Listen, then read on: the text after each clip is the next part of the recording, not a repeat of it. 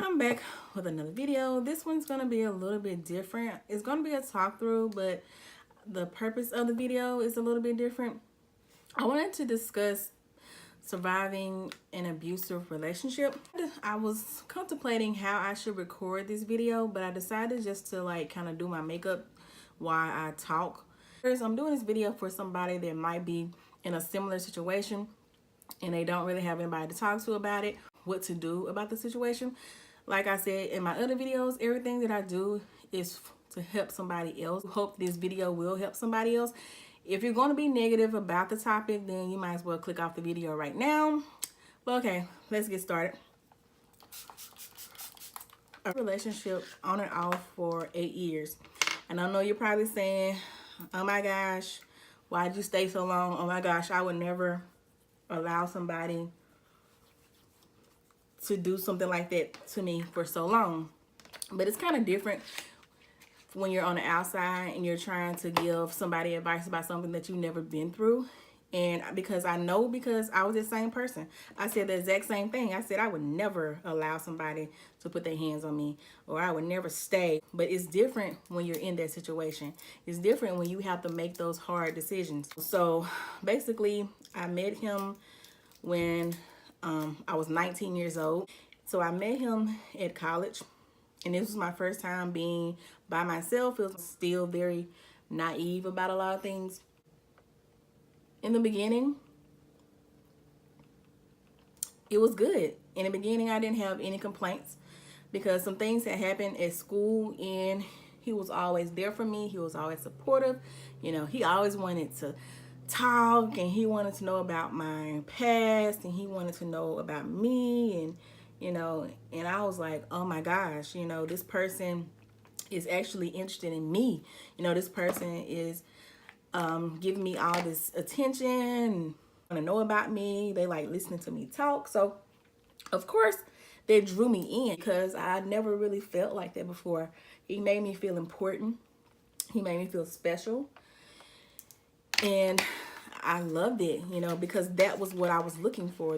In my mind, the people that were in my life prior to me meeting him, I didn't get that from them. I did not get that type of importance for them. I didn't get that type of time. You know, everybody was always too busy, or everybody always had their own life going on. So when he came along, it was right up my alley. I would say that even in the beginning, it was still abuse.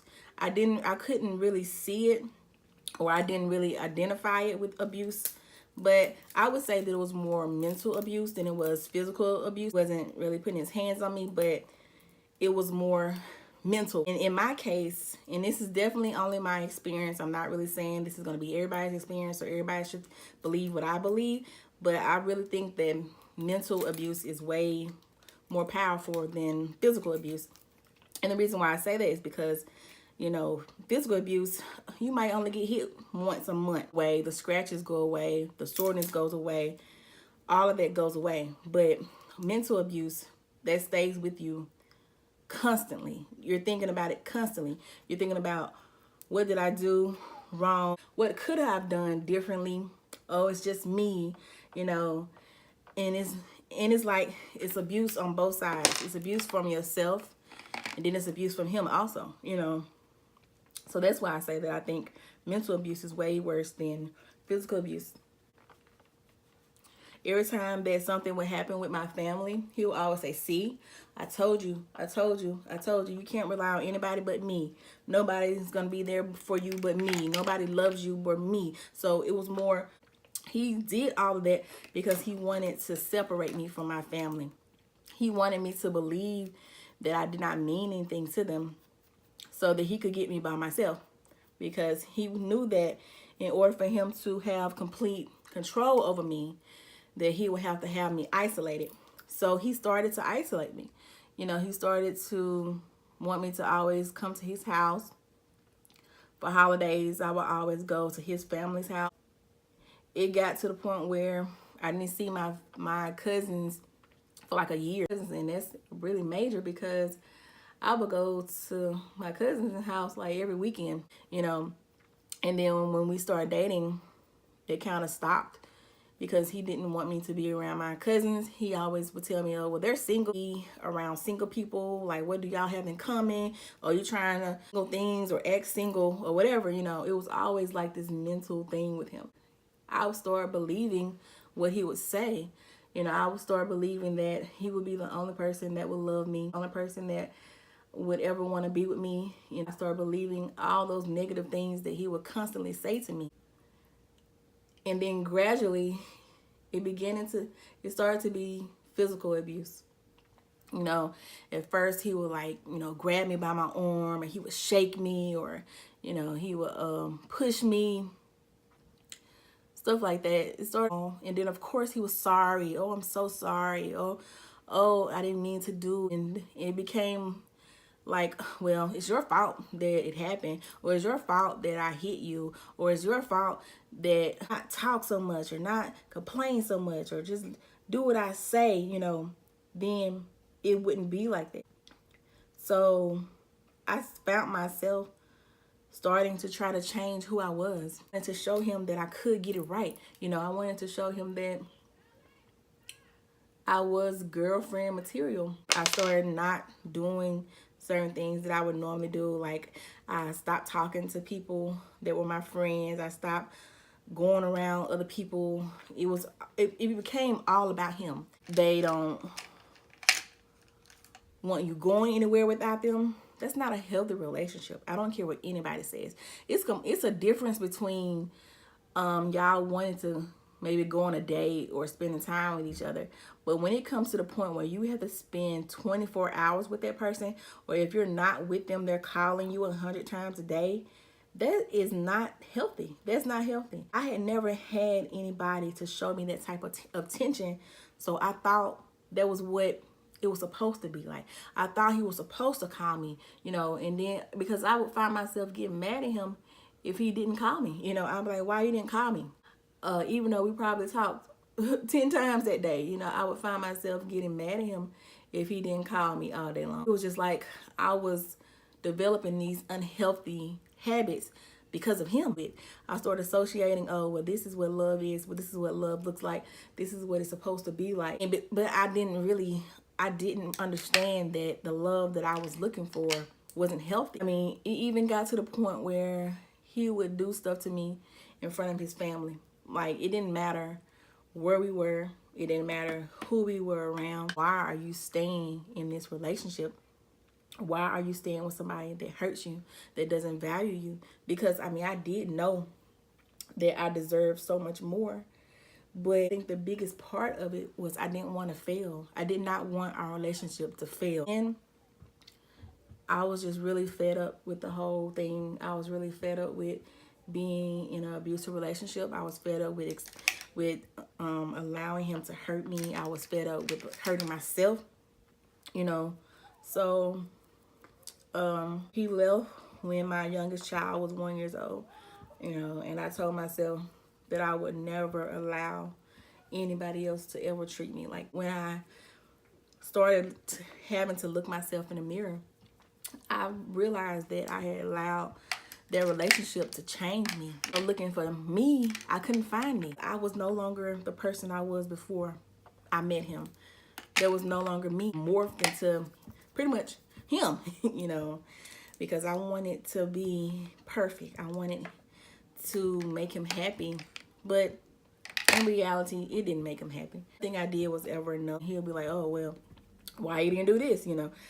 I mean, if you ever find yourself in a relationship and this person never appreciates anything that you do, nothing you do is right, negative to say to you, then you need to find a new relationship.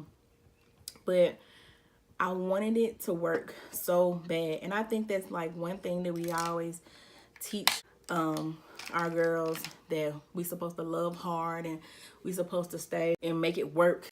You're supposed to just like wait it out pretty much.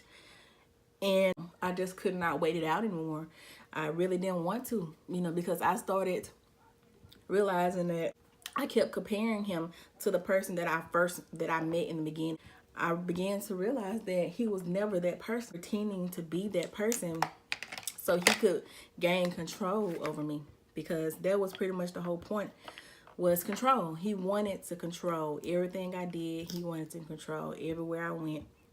He wanted to have control over everybody that I talked to. And when he did not have that control, he would just go completely crazy. You should never allow anybody, I don't care who it is, you should never allow anybody to have complete control over you. And if you ever find somebody that wants to have control over you, you need to run as fast as possible. I was too afraid to tell my mom, anybody. I didn't have anybody that I could tell because I didn't think that anybody would understand. The one thing that I've learned is that you always have to do what's best for yourself. You know, you can't, I mean, people can give you advice and people can say, oh, well, you should do this and you should do that. At the same time, it's not their life. They don't have to live it. They don't have to live with the consequences of the decisions that you make. Even if I don't mean anything to anybody else, I mean something to myself. And it took me a very long time to find myself again. And it was very difficult because for a very long time, I allowed somebody else to think for me. I allowed somebody else to tell me what I should do and what I shouldn't do and all of that. So when you kind of lose that control, you know, it's kind of weird to have it back. I do believe that the best decision I ever could have made was to get out of that relationship.